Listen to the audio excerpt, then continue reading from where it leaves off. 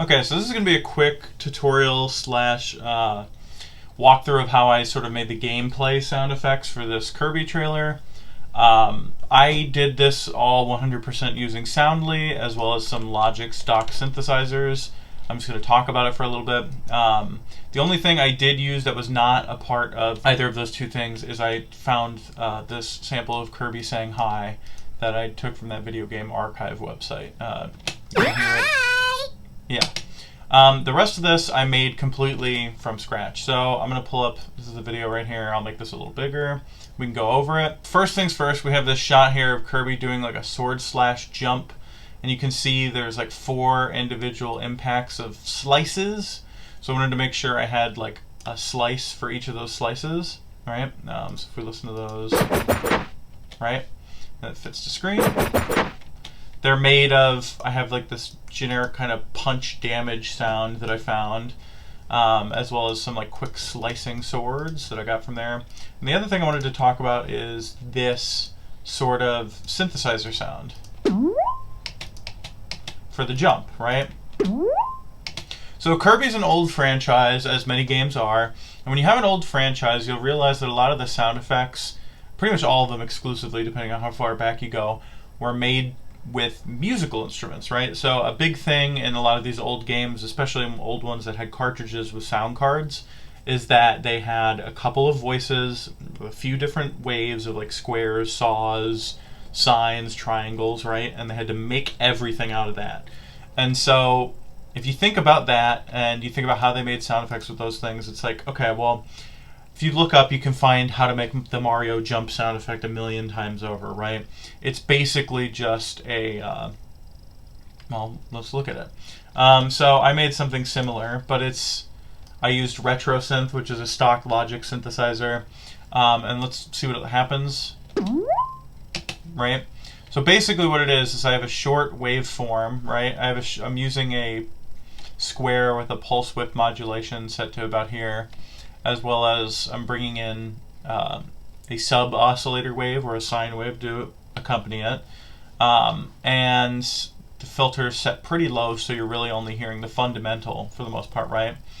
And I just modulated the pitch. And you can see, the other thing that's very important, I set the pitch bend on this to be 2 octaves. From 0 to top and 0 to bottom, it's plus 2 octaves, minus 2 octaves. Reason being is you get a whole lot of pitch modulation that way, right?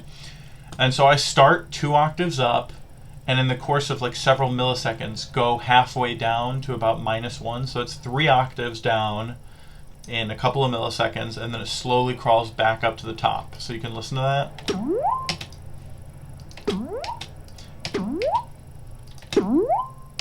You can hear it kind of gives you this like, the instant drop down almost kind of gives you the impact, and then this slow rise up is the actual jump itself. So there's a lot of things I do like that throughout this trailer, but let's go ahead and keep listening. The other thing I wanted to talk about, if you notice the same animation happening in a lot of different places all at once, just copy and paste the sound around, and then the second, third, fourth time you use it, just vary some of the pitch a little bit. So like, for example here, this poof of the enemy exploding, right? It's kind of a cute poof. So I have this like magical poof sound, and then like a very short explosion. And the explosion I rolled all the high end off of, and so you can hear together they sound like this. And like right away, that animation happens again on a different animal, right? All I did was modulate the pitch of these two things by, I went over to the transpose line right here, where you can use a pitch shifter or whatever. I shifted this one up, looks like 2 semitones, and I didn't do anything to the explosion. I just left it as is. You also notice that these like fight impact animations kind of keep happening, right? There's like that one right there. There's more over here where there's like a little explosion and some stars right there. So you can just keep recycling the same bank of several fight or damage sounds That's something that you would do anyway if you're implementing the script in Fmod or something about, like we talked about very early on in the semester, where like you can have a bank of like 5 different sounds, and it'll pick one of those 5 randomly, right? We're basically just recreating that exact same logic, but on a timeline. So let's keep watching.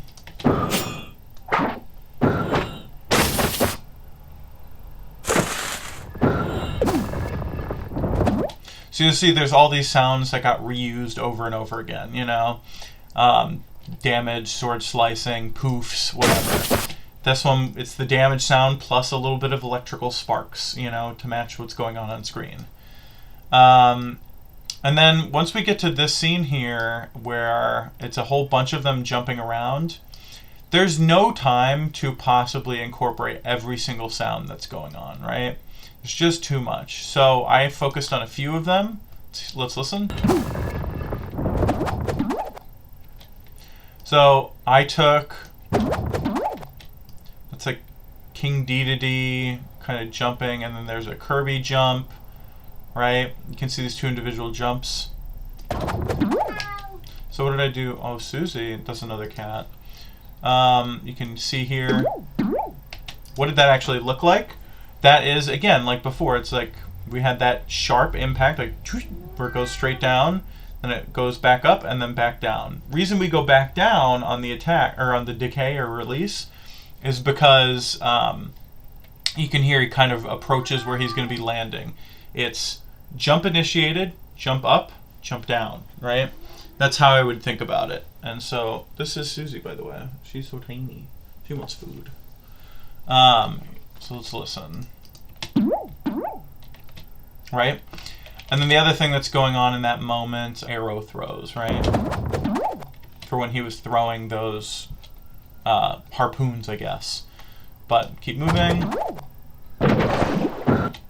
That one's pretty interesting too. I took like a big weapon. I did a sword slash, or maybe this is an axe slash. Yeah, it's a medieval axe. And I pitched it down quite a bit, I believe. Oh no, I just rolled the high end off of it. And then I added this underwater kind of bubbly sound. It's like a wave, so the 2 sound like this. To get the sort of feel of him waving his big hammer 2-handedly underwater. Another poof, right? Added some ice sound effects in, layered in with all the other sounds we keep recycling. Then we have our big sword slash moment, which I'll talk about in a different video. And then let's keep moving on. Let's get rid of the retro synth. So that's a fun one. Okay, so when we get back into the later, after the big animations, there's like some more gameplay footage. This was a fun one to make. We basically had RetroSynth open. It's another, I think, the same waveform I've been using, but we have this kind of wobbling down sound where like we start at the top and it slowly goes down and then back up, but not as high, and then further down and back up, but not as high, and even further down all the way until we're at the full -2 octaves. It sounds kind of dizzy, like they're falling over, which is exactly what's happening in the video. If you look at the video, you can see the actual pitch. Let's see if I can get that back up. The pitch bend modulation follows the animation of them falling over, right? Woo, woo, woo, boof, and then they fall, right? So that's a fun one. I think that adds a lot of character, and that's the sound of them falling mixed with, like, I guess an explosion. I don't know why. It must have just fit the thud sound very well. We've got some bombs. Here's another one where I did video game sound effects. This one's just a quick arc down and then quick back up. And it sounds like booey, right? Of him hitting the bomb off the pan. Gotta be honest, these, it's like eggs falling into a basket. I just made for each of those, let's see what the pitch shifting is doing. It's just a really, really fast down, up, down. Why is it like that? I don't know. It just sounded cool. Let's listen. That's the sound of them like crunching that big rock, right? And then lastly, we get to the sound effects for the games over here. Most of this is soundly effects that I've tweaked and changed. So if we listen, they're short and none of them felt particularly video gamey, so I didn't wind up using any of the old school synthesis techniques, but it's just all library, soundly content that I warped. You can see when he generates those spikes, it's a lot of sword slash mixed with some like low end whooshing, right? And then for this, I found high energy whoosh, whatever that is,